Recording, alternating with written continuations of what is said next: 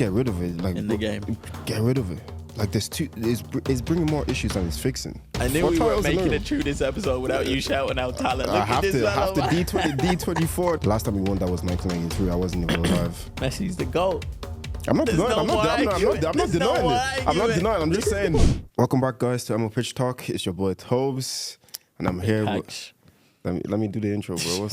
I thought you were waiting for me to introduce it. No, I'm gonna do the intro. What the hell? Anyways, it's your boy Tobes, and I'm here with my guy Hakeem Suleiman. You're a muppet, man. See this guy? That's why you can't be trusted to do no intro, man. Hakeem. Yeah, bro. How you doing, my guy? Yeah, I'm good, man. I'm good. Yeah. I'm good. And you? I've been better. Yeah, because obviously Sunday we played Newcastle yesterday. Lost 1-0, first defeat in the Premier League, total defeat overall this season. 2 L's 1 week. My heart is heavy. My brain is fried. We love to hear it. My heart is heavy. My brain is fried. Yeah. Before I even get into it, I know you watched the game as well because you FaceTimed me after it. Yeah, I've got a screenshot I'm gonna let the people know about as well. But yeah, man, I watched it, and to be honest, it looked like you guys deserved the draw at least. You know what I mean? Like against the run of play, that goal came, and obviously all the controversies as well. But I'll let you talk about it. Obviously when we spoke as well, I'm biased. I hate you lot. Like, it brought me so much joy to see you lot lose. You know what I mean? The way you were smiling, FaceTime, I was losing my head. Arteta crying in that post-match interview as well. He wasn't even crying. Beautiful. He had when it was Jose and he was going off those kind of rants. You was like, we're loving it. Yeah, but Jose didn't have tears in his eyes. He didn't have tears in his eyes. He was just passionate. Yeah, we've heard that one before. But yeah, as I said, man, obviously I love to see you lot lose, but yeah, there was a couple of points that, he made. Do you actually think the ball was out of play? I don't know, bro. I don't know. All I can say is with those decisions, if you can't say one way or another, then really and truly they can't chalk it out because they don't know. Okay, so you don't really think the ball was out of play? I don't know either way, so I can't say. Do you think it was a push in the back? Do you think it was off? Do you think it was offside? Because even before the goal, yeah, everybody thought the ball was out of play. Everybody stopped. Raya stopped. Even if you look at the still frame, Jacob Murphy, he was already planning to jog back anyways. You know what I'm saying? But Joe Willock, dickhead, he'll end graduate. Why did you not just let the ball go out of play? You know what I'm saying? But he went to go and fetch it. Then everybody was just like, oh, and the referee didn't blow a whistle. I know you still have to play to the whistle, but if everybody stops and think the ball's out of play, does that not tell you something? Yeah, bro, it tells you them people aren't playing to the whistle. It doesn't tell me nothing about nothing else. For real, no, for real though, it tells me they're not playing to the whistle. Right, the only thing that I think you guys have a point about was it offside? Because you can see on your side, was it Joe Linton, his leg is in front, and obviously Raya's behind it as well. So I hear that. But with the push, it looks like he goes... He misses it, and then he tries to make it seem like, oh, I've been pushed here. No, see, but the argument I'll make for Gabriel on that one is because if you ever watch Gabriel play, whenever he's going for a header, he kind of always stoops low to get a good spring into it. Even though it doesn't really have to. The guy's like, 6'2" or something like that. But like, you can clearly see Joe Linton pushed him into it. And then even still, for it to be offside, for it to be onside, doesn't not need to be 2 outfield players behind the goalkeeper, or is it just one? Or what is the rule? Because I don't know, because I thought if the keeper was behind the players and it was them, then it's if they're behind the ball, if his leg's in front of the ball, then it's offside. No, and if we're in this era of drawing lines and that, then Joe Linton's foot then did look a little bit.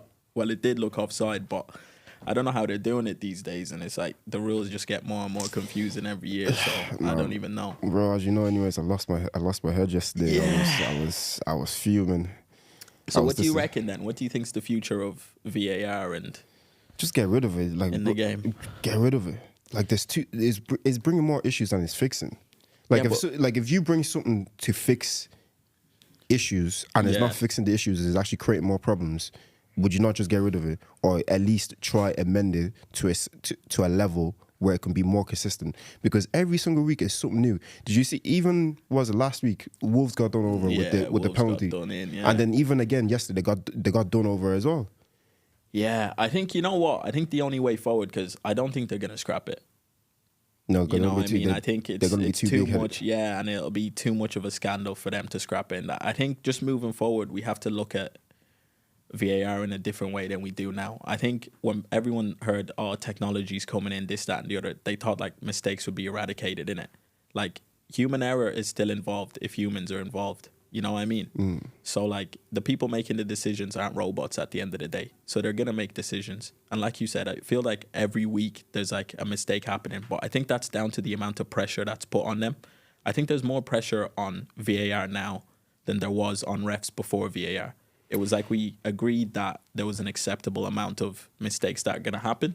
But the pluses were you didn't have to stop a game for 4 minutes. You didn't feel like people were looking for ways to just disallow a goal just for the sake of it. And, you know what I mean? It was accepted. But now it's like they have no leeway for errors. So it just ramps up the pressure. I feel like if we accept it, then I think the issue is as well, whatever the rules and laws that are made on it, they don't follow it. Yeah. Like every week, they're always changing it. They're coming out with written statements saying this. Like one ref is, like Dermot Gallagher will go on Sky Sports and say this. Then Howard Webb will come up and say this. Because they said, okay, cool. They made a mistake. They should have given Wolves a penalty against United at the start of the season when another clattered into the goalkeeper. Your goalkeeper clattered into Gabriel Jesus. They didn't even look at it. Yeah, like, that's true. They didn't even look at it. I don't know. What do you think, though? Do you think, what's the point of saying you make mistakes? You openly acknowledge your mistakes, but you're still not doing anything to fix it. Whose fault do you think that is then? Do you think it's just the quality of refereeing in the Prem? Yeah, because think about why is there only English referees in refereeing in the Premier League when this is such a diverse country? Yeah, I heard that. What? So you're for flying in refs from everywhere around? Why not? To get the best refs? Like even think about one of my first footballer memories was playing like Pez. Remember when Pierre Luigi, that goalkeeper? Colina and that, Like I didn't even play football, but I was scared of that guy. Yeah. Because you knew what he was about. You knew what he'd tolerate and what he'd not tolerate, and there was no messing about. You know what I'm saying? Like okay, cool. I know you're trying to keep it within the country, blah blah blah. But if it's not working, get outside help. Do something. You're telling me they're doing all these. Remember they told us at the start of the season they're trying to crack down on these certain type of things. Yeah, they're trying to make VAR better. They went on intensive training camps. What were they doing at these training camps? Because it feels like there's more mistakes. This is my point though. Yeah, if you ask me, do I think like refs are worse in the Prem than all around? I actually don't know. I don't even watch other leagues enough to say that. But what I will say is, it's like the pressure on them is different because everyone knows the eyes on the Prem. You know what I mean? And also, like, if we're talking about let's get people from like all around the world to ref in that's not gonna happen really and truly. Like, do you think that's realistic? Because Howard Webb and all the rest of them baldy fools, man, they like the power that they have. And you know what it is? They love saying the Prem is the best league in the world. So I feel like that goes against saying that. And I don't think really and truly like the politics behind everything is that they're going to let that happen. I actually don't think so. No, they never will. They're going to be too big-headed about it. They're going to be like, no, we can control it, we can mandate it. But it's just, I don't know, it feels like there's more mistakes this season than there is ever. We're only in November. Yeah. You know what I'm saying? Yeah, definitely. Like I feel like so many things have just been happening. But it's like what I was saying to you. I think they've just made the acceptance that right, everybody's gonna get done in by this at some point in the season. So it'll just even itself out. You know what I mean? Because how many apologies have they written this year already? Yeah, too many, man. Too many to even count. So because what happened to Liverpool already to take him to court. I'm not like obviously the way Mikel was talking in his post-match press conference. I'm not sure if we're gonna do something about it, but he's not happy. Like he is vexed. Like I've never seen him that vexed in my life. You know what I'm saying? Like I'm not in the dressing room, so I don't know what he's like after like a loss or something like that. But also though, yeah, the important thing is to also say that obviously you feel like you got done in, and that's all right. But there's a lot of mistakes that led up to that goal. You know what I mean? I feel like in all this conversation, people aren't talking about Ryan, how dreadful he was coming out and missing that. They're not talking about no one following Joe Willock out and not playing the whistle. No, see, because I was watching it, and I seen Jorginho pointing at Ben White to say, go close him down. But I think Ben White was thinking the ball's out of play. And then him too as well. When somebody's shouting at you, the ref hasn't blown the whistle and the guy's coming. Why are you still standing there like a fucking statue? Bro, go out and close them down. But that's what I'm saying. I think. And then I agree with you. Rice's position was absolutely terrible because how you flapping at that? You had time to watch that ball come in and you still completely missed it. Yeah, that's what I'm saying. So, but I'm not getting onto Raya. I'm not going to create another Raya versus Ramsdale debate again because that goal should have been chalked off for it. We wouldn't even be talking about that because Raya didn't really have a lot to do yesterday. But this is it though. What's the threshold? Clear and obvious mistake. What do you think was the clear and obvious mistake in all of that? For me, it's the ball being out of play. But you can't tell either way if the ball's out of play though. Even Gary Neville said on the commentary, there looks like there to be a gap between the ball and the white line. Yeah, but it's, as everyone says though, it's like a sphere, innit? So if you look at it from the angles you lot are putting out there, then yeah, it looks off. How can big Sky Sports not have angles upon angles? Is their $1 billion corporation that I know they make bread? How do they not have these angles? Like every single time, anytime something happens, we don't have the camera angle for that. How? Yeah. It's mad that it's mad that that's happened twice and it's only to you lot as well. You're able to charge me £25 a month for a subscription without fail, but you don't have the camera angles. Yeah, I don't know, man. I actually don't know. So where's my £25 going to? Mate, I actually don't know. I think either way you can't really say whether or not the use were really that hard done by, bro. You just have a Chelsea. You have a Chelsea hat right now. They are even. Honestly, with the ball, I said you can't say either way. So they can't clock it. They can't knock it off because it's not a clear and obvious error. If they can't tell, they can't tell. The push, bro, it's a contact sport. It looked like he was going down anyway, just trying to make it look like he was pushed. You get me? And then the offside, that's the one I'll give you, the offside. But as I said, the rules just look more and more confusing, so you don't know. So you're gonna have to hold it at the end of the day. Let me not crowd this podcast because this thing is still hurting my soul. It's hurting my soul. But what you reckon then? Where do you lot go from here? Because obviously that was a big game to get a draw out of, and you haven't come out with a draw. And obviously we just have to go for the next game. We have who's a Lens midweek in the Champions League. Yeah, we just have to win that game, solidify a top spot in the Champions League. Controversy with the goal out. Do you think that you guys played as well as? No. We played terrible. We didn't. There was no dynamism. Like the players weren't linking together. There was no intricate passing. There was only one point where we kind of created a little triangle for Martinelli to kind of whip a ball in, but no one was there. Nobody was there. You know what I'm saying? Like Saka had a terrible game. Like he was just a bystander for me on the pitch. However, surprisingly, he did all right. But even to the standard that I kind of hold our players to, it wasn't an overall great game. Saliba solid. You know what I'm saying? Saliba solid. Absolutely solid. Even Gabriel solid. Gabriel solid as well, even though I felt like for the leading up to Newcastle's goal, he could have done a bit better to clear that ball out because he completely miskicked it and Joe Linton was able to get the knock onto the ball. But yeah, like we didn't do anything to even deserve to win that game. But like I even seen who was the woman on the commentary for Sky Sports yesterday. She said that Newcastle wanted them more. I was like, in what shape or form did you see? They were trying to be the Atletico Madrid of the Premier League. That's what they were doing yesterday. Yeah, you know what I'm saying? Low key, it kind of worked though because they came to kind of not really because Bear the players got yellow cards. It was only Bruno Guimaraes that I don't know how until the 88th minute he escaped without getting a yellow card. Yeah, but physically though, and physically we matched them. They didn't bully us. People just like to say this because we were soft back in the day. They didn't do anything to bully us. They had one shot on target, and the shot on target that they had was the goal. They didn't do anything special. I don't know, man. I just felt like in that midfield that. Obviously, Jorgi is good at controlling in that, but I felt like you could have done with a little bit more. Yeah, just but a little bit more metal in there. Yeah, if Partey was fit, he would have been playing that game. But guy just can't stay fit. He can't stay fit. Don't get me wrong. We didn't, in my opinion, we didn't deserve to lose that game, but we also didn't deserve to win it. Like I was saying all week, if we got a point from St. James's Park, given the injuries that we have, given the way we've been playing all season, I'll be happy with that. I'll take them at the Emirates and we'll do them there. You know what I'm saying? But we lost the game. Whatever way it happened, I have to put my hands up. It is what it is. We have to move on to the next one.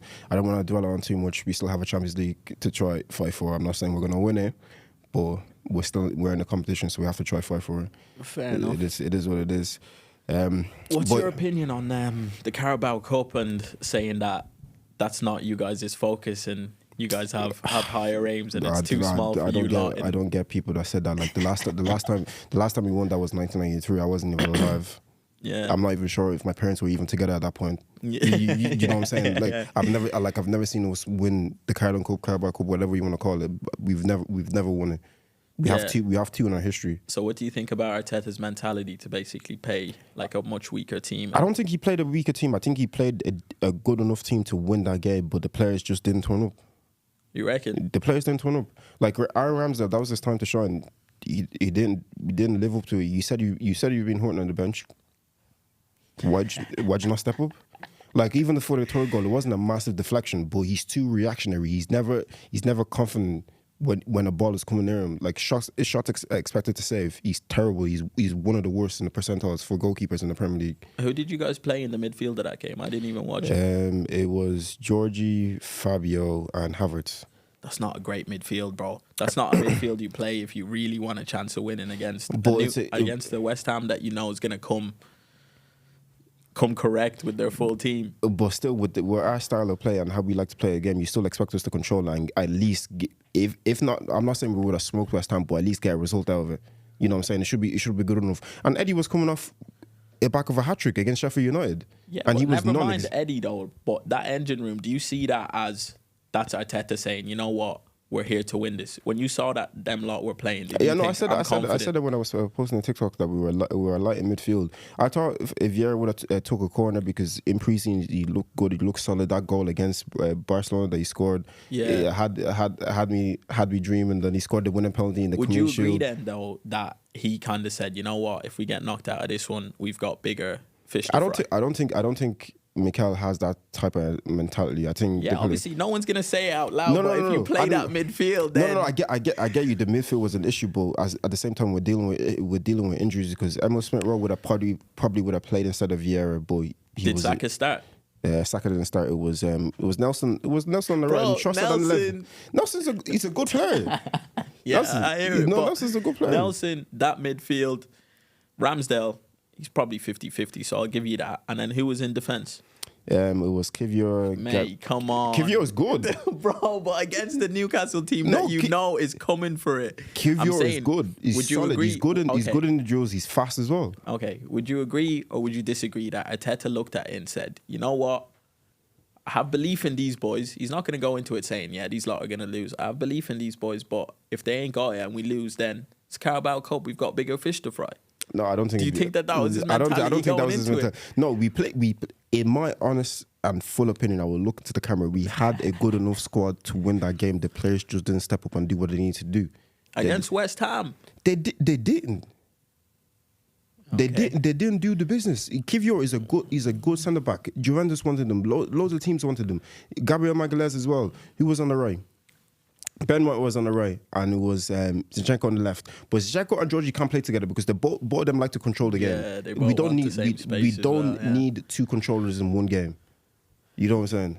Yeah, I don't know. Right, I'll give you the benefit of the doubt. So, what do you think of Arsenal fans that say it then? That Carabao is too small for where you are. I think that's just silly. I think that is silly because they keep saying that we need to create a winning mentality. Why are we not winning these cups then? If you really want to create a winning mentality, Man City won this trophy 4 years in a row. Yeah, the players got used to winning. They got the taste. They got the taste of winning. Just the way you're saying, getting a taste for winning, and that. Do you not think then, if you were Arteta, you'd say, you know what, let's get this out of the way.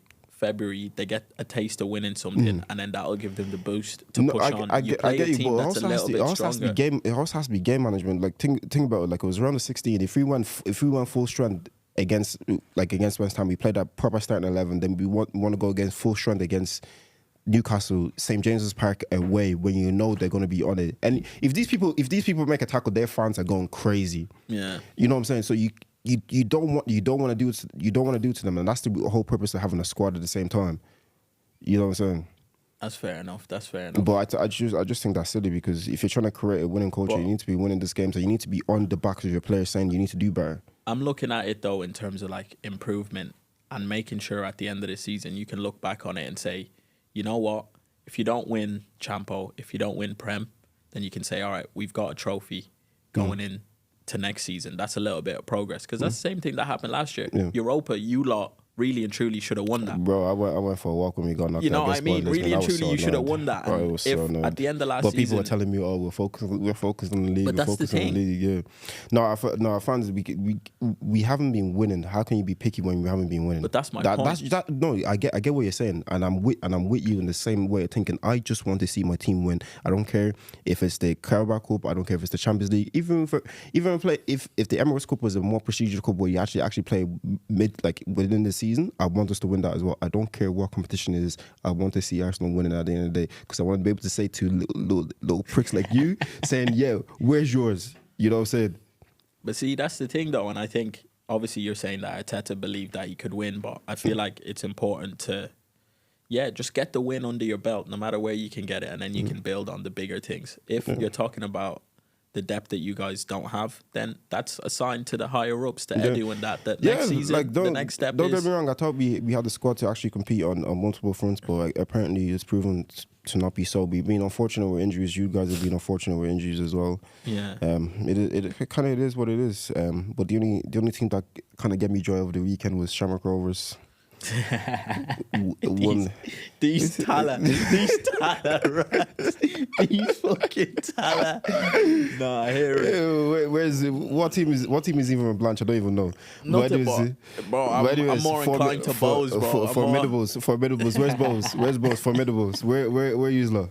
Where is I just want to say shout out to my hoops fans out there. Yeah, okay. You know what I mean? Tala raised for I knew we weren't making it through this episode without you shouting out talent. I have to D24, the hometown. D15. Fuck D15, bunch of rats. Nah, but yeah, I hear it. But all I'm saying is I don't want to get to the end of the season and I'm still hearing FaZe talk, no trophies in the cabinet for another season.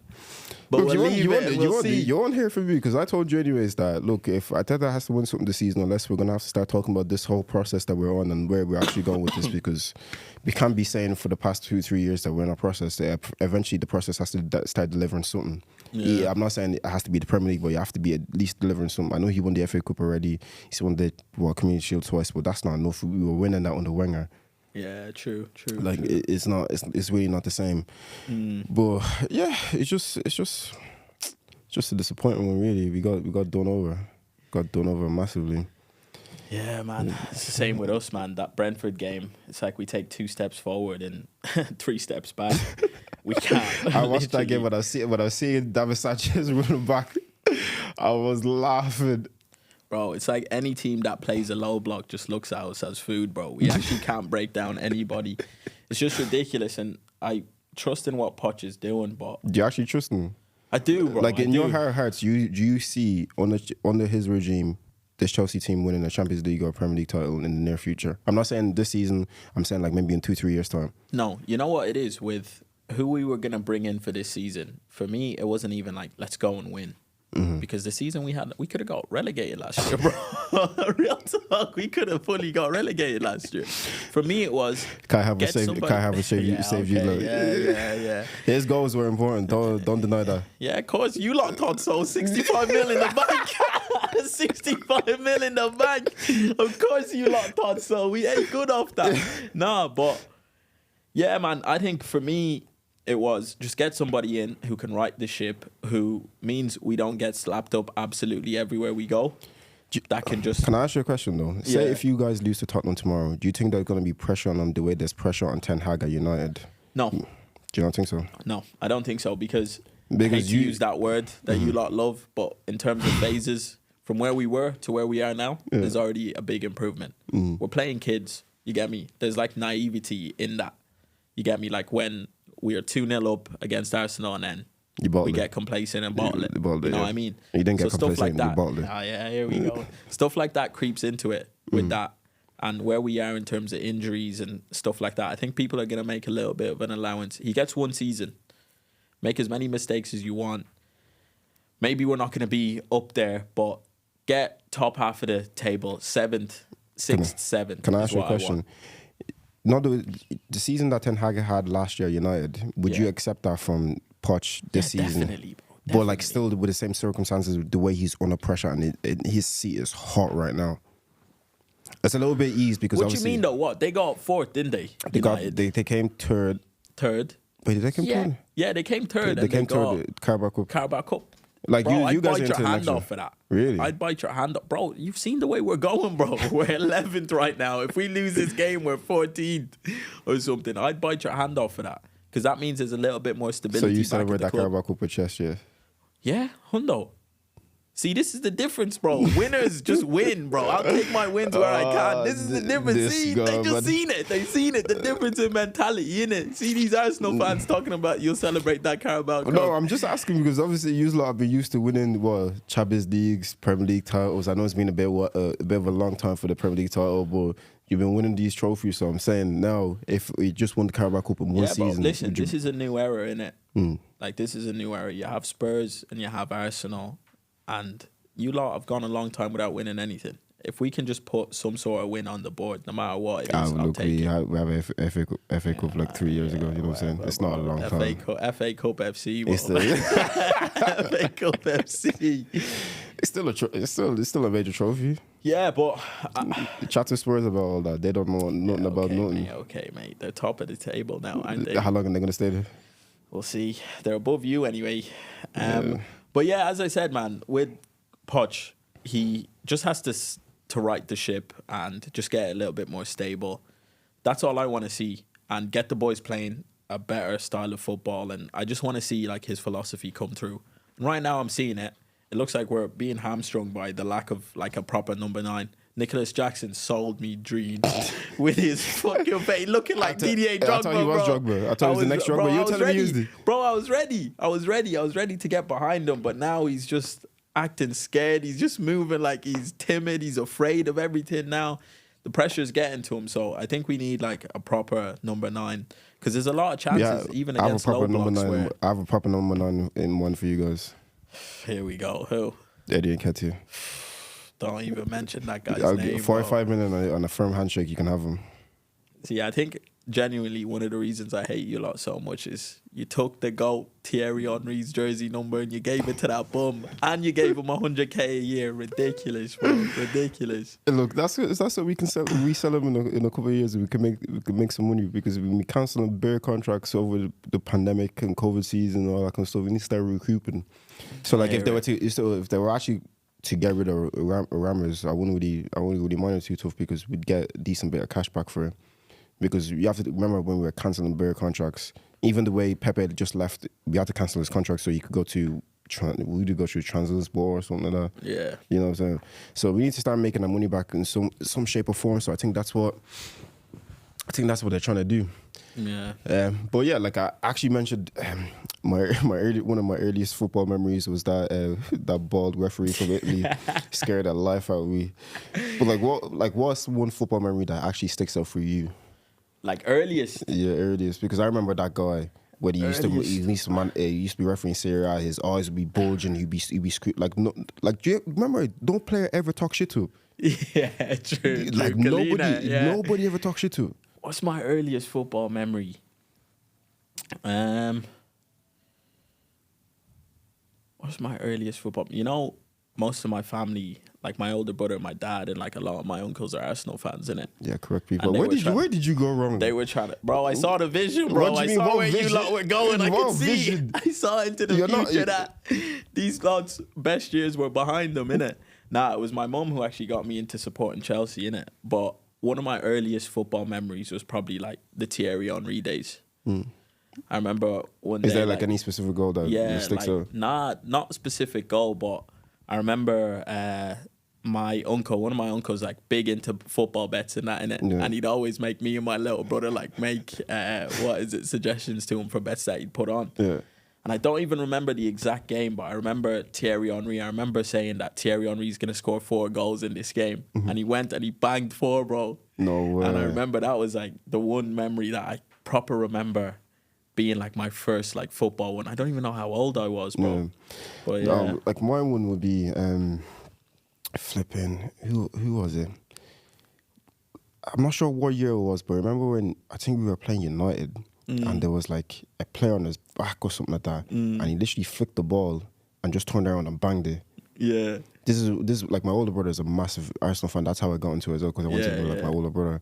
And I remember sitting there looking, I was just like I didn't really not understand what was going on, but I was kind of sitting there like, what? Yeah. I was like, how did you do that? Like my brother was going mad, and I was trying to ask him like, what just happened? Because I didn't really understand the concept of a goal, but I just seen one guy flick the ball in the air, turn and just whack it, and some guy just trying to dive and completely missed the ball in the net. Everybody shouting. I'm just like, what the hell? But another one. This actually has to relate to Chelsea. I think we were playing you guys in the FA Cup final or something like that. I think it was in the old Millennium Stadium. Is when John Terry got kicked in the head, and he was knocked out. I remember my whole family was watching him. And I started crying because John Terry got kicked in the head and I thought he was dead. And I remember my mum having to try console me because I thought because I thought he died. Because I was like, what the hell is going on? Because I think he had like blood coming out of his nose or his face or some shit like that. And I got proper scared. I got like freaked out. You know what I'm saying? I think my earliest Chelsea memory was that's how I got introduced to Chelsea. Champions League, when we got twisted and turned by Messi. And was the yellow Barca kit, and he twisted and turned us, and that was the first kind of introduction I got to just pain and also Messi in it. No, my introduction of him, because I was, you know me, my goal is Ronaldo anyways. I can accept that Messi. We'll talk about the Ballon d'Or. We'll talk about it. Don't worry. Hey, Ballon d'Ors, whatever. But my kind of first proper introduction about, because I always heard about him, but is when United play Barca in the Champions League final, the white kids, and he scored that header. Yeah, mate, that was crazy. Over Ferdinand as well. I remember telling my primary school teacher about that. She was just like, yeah. But I was literally going in. I was like, no, miss, you should have seen the way he jumped up. I was like, he's only like this height. I was like, me and him are probably the same height. She was just like, oh yeah. She didn't really give a shit. But I was just going mad. I was just like, who the hell is this guy? Then I was on a bit of a Messi bandwagon for a little bit. Yeah. So what went wrong? What happened in your life to turn video away? No, happened in my life. I just prefer Ronaldo. Just what he stood for, hard working, grafter. Yeah, he did it in the Premier League as well. He terrorized. Number 2. He terrorized my team for years as well. You know what I'm saying? But I always had a mutual respect for him. You know what I'm saying? Yeah. What would you say is like your best football memory? Ooh, that's a tough one. Arsenal hasn't given me a lot, so I can't even. I know, bro. I can't even mention that. That's a tough one. What's my best football memory? Like what? Just any team, like something that I saw that was just mad. Yeah, you know what? Let's say best football moment in history for you. Oh, that's a hard one as well. Still, I don't even know, because there's so many great moments. But but for you, innit? I think the maddest thing I ever seen was when Real Madrid was playing Juventus a couple of years ago in the Champions League final. Remember when Juventus was making that comeback and Real nearly got knocked out? Yeah. It was a mad game. It was back and forth. And then Ronaldo scored that last minute penalty. I honestly thought, hand on my heart, I thought he was going to miss that, because it was pressure moment. Like Buffon got sent off. Everybody was going mad. It took him like 5-6 minutes before he even took the penalty. Yeah. And he was just standing there, just calm, composed, was ready. Bang the top bins. I said, nah, this guy's not normal. I hear it. I said, this guy's not normal. I think for me, I said the second one would be the Messi goal. That jump that he did. Yeah, that was crazy. That one for me. Even crazy. I was like, 10, 11 or something like that. I was looking at it and said, nah, this guy's different. What would it be for me? I think, what's crazy? I think for me, it was PSG in the Champo remontada, Because I remember watching that at the time, and I was like, there's no way. There's actually no way this is going to happen, bro. I'm still vexed with myself to this day, because I was out doing something, and I missed that whole game. I remember. And I remember checking Sky Sports, and I seen that they won. I said, mate, what? The whole way through, I was like, there's no chance. There's no chance. And then goal after goal after goal. I was like, this is insane. This might be one of the craziest things I've ever experienced. And it was just crazy. And then obviously, second one would have to be Messi winning the World Cup, bro. Messi winning the World Cup. Do you know how insane that is, bro? That's like, you don't get happy endings that perfect. No, because I was watching that. I was like watching that game with Pato as well, and I was bigging up Ousmane Dembele before the game. I was saying, nah, he's about to ball out. Ousmane on one side, Ousmane on one side, Mbappe on the other side. They're about to do a madness. he put in a stinger. He even gave away the first penalty as well. He put in a stinger of a performance. I was so vexed. I was like, I was actually rooting for you. I was telling people about you. I was putting respect to your name. I was so conflicted during that game, you know, because towards the end when they subbed everyone off and it was just, they were all black, bro. That whole French squad was black, bro. I was like, the boys. I was like, Messi. I was like, the boys, Messi. But the last World Cup in the world, it was all black boys as well. Yeah, I hear it. But, bro, have you seen that picture when they're all lining out for the penalties? And it's literally all of them are black, bro. I was like, let's go, bro. I was like, Messi, bro. Yeah, at the end of the day, I was like, you know what? These lot are young. Let Messi win it now and then. I just feel that he won his 8th Ballon d'Or now as well. Deserved. It kind of ruined it for me. Deserved. It ruined it for me because it ruined it for you. No, because I knew like 3 weeks beforehand that he was gonna win it. Yeah, bro. That's because I was saying to you yesterday. It's because Fabrizio's got too much power in the game now, bro. Like, why are you telling me? He's ruining Ballon d'Ors for you 3 weeks beforehand, bro. Like, remember the time before? You used to watch it. You sit down, then you go on Twitter, you go on Facebook, and you used to argue with people about who would have deserved to win. And now you're telling me. I already knew Jude Bellingham. I knew Jude Bellingham was going to win Young Best Player. I seen something as well that he's already predicted Mudryk to win the Young Best Player for next season. Yeah, so it's done, innit? It's actually done. The days of suspense. But to be fair, like, no one's really tuning into Ballon d'Or and that the same way that we used to, innit? I didn't get that. You know what also kind of rubbed me the wrong way? I'm not trying to be a hero or nothing, but I didn't get why Speed was there. Yeah, that's what I mean. It's getting diluted, innit? That kind of rubbed me the wrong way because I was like, this guy, like, not hating on him, but this guy has zero ball knowledge. You know what I'm saying? He just happened to start saying "sui" or whatever it is, and start bringing his American fans into learning about football. Then people realized he was a bit funny and start inviting him into stuff, and now he's going to the Ballon d'Or. You know what it is? I think it's because what we just said. Like, people aren't watching it the way they used to.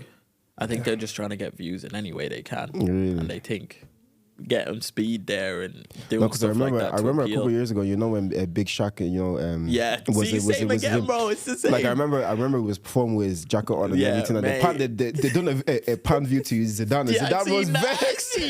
I seen that. He's like, the game's gone, innit? Zidane was just sitting there, just like, what is this? Yeah, it's mad. Like that's the only thing that kind of rubbed me the wrong way, because even the Receiver guy, I didn't really get why he was there, but at least he's actually involved in football. Like you know what? I'm not mad at that brother being there, because it's like, you get me. He came up favelas and that. All his content is around football. It makes sense. Speed, it's not really the same. He was playing like Fortnite and shit like that. You know what I'm saying? It's not the same. Ask him what's the difference between football. Ask him what's the difference between Arsenal and Tottenham, or even Arsenal and Chelsea. He wouldn't be able to tell you. Yeah, you know what I'm saying? I hear it, but yeah, obviously the GOAT got his Ballon d'Or, deserved. You know what I mean? No, I don't care that he got his 8th one, but in my humble opinion, Ronaldo should have 6. The one that they gave to Mudryk, you should not give him. You can agree with me on that. I can agree with you, but at the end of the day, I think Messi's the GOAT. I'm not denying it. I'm just saying my guy should have 6 at least, and he should have got the 6th one before Messi. Yeah, but what happens with 6? Okay, he has 6. Then what? It's a lot closer, because 5 and 8 is a bigger gap than 6 and 8.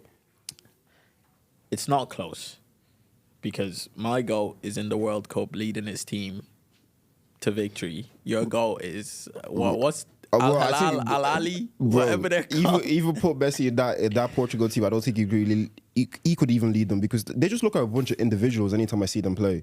Like, they're actually horrible to watch at certain points. One of their old manager, I can't even remember his name, the old guy.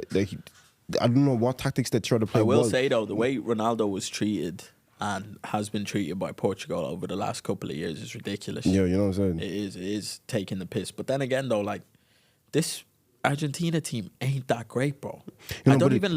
On paper, I don't even look at this Portugal team as worse than this Argentina team. But the thing is, they play for each other, and they play because they want to see. Then we have to look at the leaders, innit? We have to look at the leaders. Why don't people feel the same way about Ronaldo? Because they're jealous.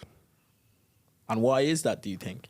Do Do you think it's because him as a leader, at times, he's been also a little bit self-centered a bit? Because he's a good-looking chap. Yeah. In terms of leadership, at times, even we've seen it at United, Ronnie rubs people up the wrong way a bit. I get you, but I think that's just because his desire to win is so great. Because I remember when it was the Euro 2016, yeah, and we came to penalties. John Martino wanted to go to the dressing room, not wanting to take a penalty. Ronaldo told him, he said, "Are you mad? Come back to take a penalty." He was like, "If you miss it, you miss it.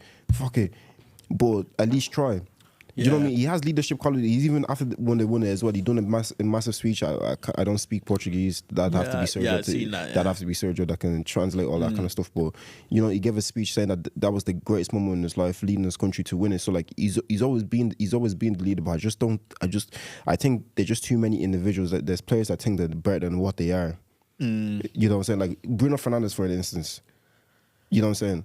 I hear it, but then the argument has to be, okay, obviously some of this burden has to fall to the manager, innit? Yeah. And I feel like that last manager, I even forget his name, but some of the decisions he made, like not starting this, that, and the other, was like his own ego got in the way.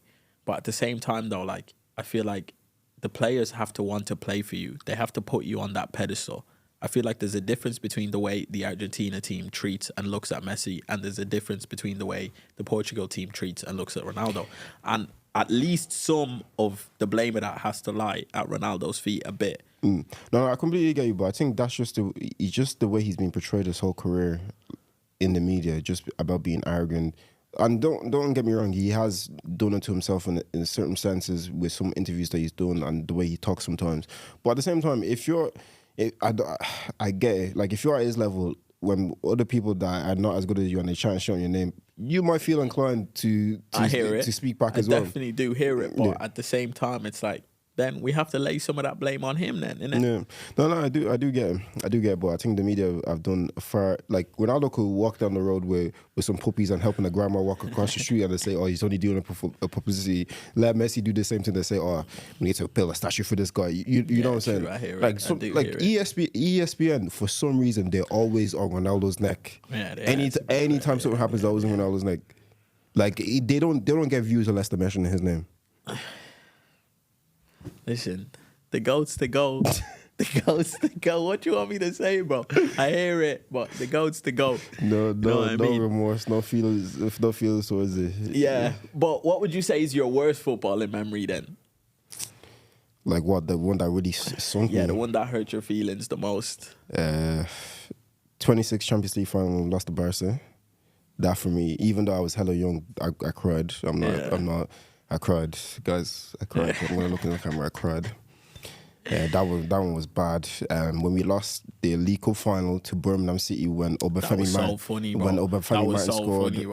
was so funny. Because obviously I'm Nigerian as well, yeah. So like when Obafemi Martin scored, I said why. Yeah, I said why. That was so funny, I said bro. Why. So that was my top two. The third one that really hurt me the most. I've never felt this level of anger towards Arsenal in my life. 2 years ago, going for the Champions League, Newcastle away again. Newcastle, yeah, and we lost. Hacks, I've never been so disappointed. I was so vexed in my life. Like within the first 10 minutes of watching them play, I could tell nobody wanted to be here. Like everybody was just waiting for this game to be over. We couldn't even put 5 passes together. Yeah, like it was so bad that Xhaka even said after the game that if you didn't want to be here, you should not have gone on the bus. If you didn't want to play this game, you stay at home. Like that's how bad it was, and we were going for the Champions League. I think we just lost it. We just bottled it to Tottenham as well. We lost. Rob Holding got sent off because he wanted to do a wrestling match with Heung-min Son. I don't know why. Then we're going to lose to Newcastle, where it completely wiped off. And I think our only hope was Norwich to beat Tottenham away, and that was just never going to happen. Never going to happen. You know what I'm saying? But those has to be my top. Those has to be my top 3. My fourth one would be Messi winning the World Cup because that broke my heart because I was like, fuck, and I can't argue. You're a hater. That's I was like, can't argue for this with another guy no more. You're a hater. That's why. I'm not a hater, but it just hurt me. It's my fourth one, so it didn't really hurt me that much. Yeah, fair. What would be mine? Losing to us in the FA Cup final twice. No, bro, definitely. I don't know that would hurt you. No, definitely not. Twice. Hakeem, Suleiman. My main one, bro, and which actually was the start of my just hate for United, yeah. Champo final, 2008. Bro, that game, bro. Even talking about it now, it still breaks my heart. Do you know that day, yeah? After that day, I went into school and the abuse was next level, bro. Next level. I even forgot. No, I say the 5th one would be Messi. The 4th one would be the A2 to United. Yeah. Because, bro, the level of abuse I got in school was actually bullying. But that actually broke my heart differently, bro. I felt like we had everything to win that game as well. I feel like we deserved it. It was our time, you get me? And we lost, bro. To this day, I still feel it. Like it right now I'm talking about it, I feel like I'm transported back to that time to feel that pain all over again. That's even when I talk about the Newcastle one, I just get irate all over again. And then probably my second one would be Barca. When they knocked us out with that Iniesta goal, when Drogba was like, "This is a fucking disgrace." Yeah, that one as well. Yeah, definitely those two. There was no VAR at that time, but even still, that was just terrible. That was scandalous. That was terrible. Yeah, it was. I don't think that referee ever ref the end of the game after that. Yeah, it was mad. It was mad, bro. He didn't deserve to as well. Fucking bastard. Nah, that's crazy. But yeah, definitely those two. Definitely those. Well, yeah, if you lot be, anyways, to circle it back, if you lot be Tottenham, what's your expectations for the season now? Because that'll be. What was it 4 points against the top 6? Because obviously you took a point off us. Yeah, but see, that's the thing. I don't think we're gonna be judged off the games against the top 6. The games that we're gonna be judged off is the games against the lower half of the table, the low blocks, because we don't have an answer to the fucking low block, bro. I'm telling you, Andy, I can't hear. We literally don't. 45 mil. We go, and the maddest thing is we play well. We have chances. We just can't put it in the back of the net. So against the Tottenham, that's going to attack us. That's going to give us a little bit of time to, you get me, catch them on the break, all of that, and have the game be a little bit more stretched then. Yeah, bro, I think we have every chance of doing that. But we'll win against the Tottenham or we'll draw against an Arsenal. And then the next game will be a Brentford and we'll lose, bro. You know what I mean? So with that, if we win against Tottenham, obviously I'll be buzzing, bro. I'll be buzzing, put them lot in their place in that. But in terms of my views for the season, will it change that much? No. If we play like, I don't know, who is our next team coming up that is going to play a low block? Whoever it is, if we beat them like 3-4-0. We have City in a couple of weeks as well, I'm pretty sure. And see, that's the mad thing. I'm not like deathly afraid of City. I'm like, you know what? We're going to get into that game. There'll be chances both ways. We might catch them on the break, this, that, and the other. Because our defense is solid enough, you know.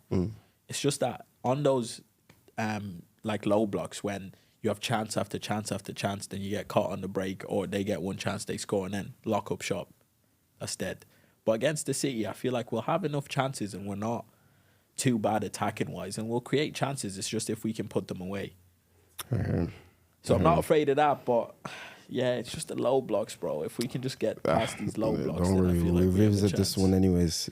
Yeah. Anyways, guys, thanks for tuning in. It's been Hakeem Solomon. It's your mother, bro. You can have people calling me Solomon and that. No. Yeah, Hundo, man. It's been a good episode. It's been Hakeem Solomon. It's been your boy Tobes. Please comment, like, subscribe, do all that great stuff. Follow us on TikTok at MO Pitch Talk, and on Twitter as well, where Hakeem is gonna do live tweeting for the Tottenham game. And then we'll catch you in the next one. Slán Wálya. That's it, Slán Wálya. Come on.